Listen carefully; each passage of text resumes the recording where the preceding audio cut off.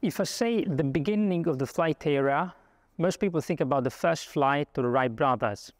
Actually, the idea of flying is much older than that. We see drawings of the first kites back in the Chinese Empire. Then we have drawings by Leonardo da Vinci, the first inventor of flying machines. But we had to wait a lot of time before the first human could really fly into the skies. It was not with an aircraft, but with balloons, Montgolfier brothers. Then we had flying ships. We had a lot of different attempts until the Wright brothers could really achieve the first flight of an aircraft. I think this is quite well representative of how impossible problems are impossible until somebody is able to solve them. And I think it's nice, and I want to touch 3 different points to explain how possibly everybody could solve impossible problems. I want to touch the space, the identity, and the purpose. The space, exactly like the physical space that we are used to see around us, has different layers. So we can be in Germany, in Europe, on Earth, in our galaxy, in the universe. And equally, the mental space of our ideas can be bigger and bigger. The bigger are our ambitions, the bigger is our map. So exactly like in physical space, we need to move from one place to another. We have physical movement. We have also virtual movements. In this case, I'm not in the same place as you are. I'm not in the same time as you are, but still we can communicate to each other, at least in one direction. And exactly in the same way, our mental map of our ideas should really have a quite precise description of all the different geographies, all the different problems that we want to solve. And the more we walk, the more we need to be open to see new scenery and problems. But the size of the map alone is not sufficient to solve any problem. There's also the need to understand the individual. And in this case, it's important to start understanding who we are before moving to how we want to be, how we want to modify ourselves to get ready to solve the problems that we want to solve. And already there's a problem. Looking at ourselves is very difficult. It's quite easy for everybody to have a look at other people, to judge them, to see a lot of details and have also general understanding of how they behave. But it's way more difficult to do the same exercise looking at ourselves. So to have a mirror to see ourselves, what I normally like to do is to identify some models to copy eventually. People that we like how they behave, we like their ideas.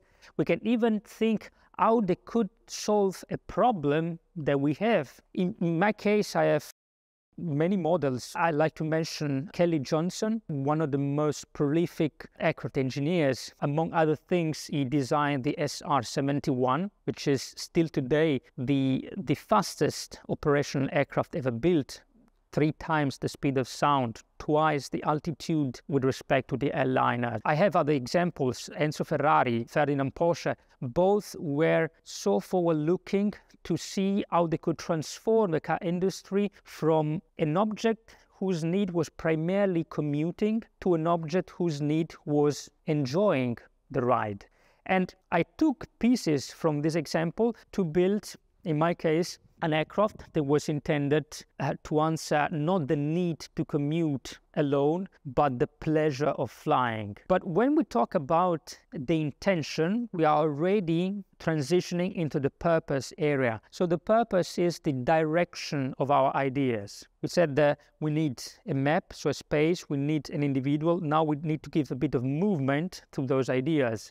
And to explain the consequences of movement and decision, I like to tell the story of Icarus, which is probably well connected with the skies. Icarus, as you know, was the son of Daedalus, and Daedalus was a great inventor, great architect. He built for King Minos the labyrinth, but the king was afraid that he could potentially reveal the secret, and he decided to imprison Daedalus and also his son Icarus.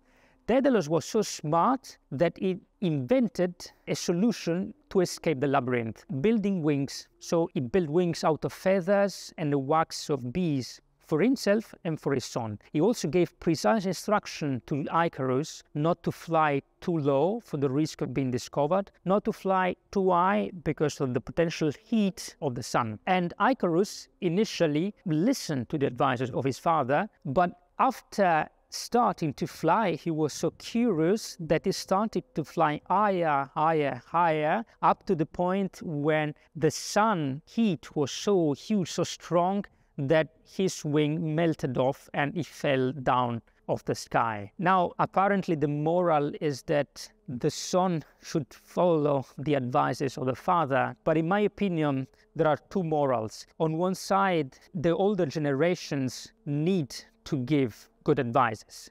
On the other side, the role of newer generation is to attempt doing something new, something disruptive, and eventually ignoring the good advices. Now, if you remember the story of the Wright brothers, this is the first successful attempt to fly an aircraft. But before that, there were a lot of experiments, a lot of failures, a lot of falls. And in my opinion, every time that we want to achieve something new, something great, we need to be prepared to have falls.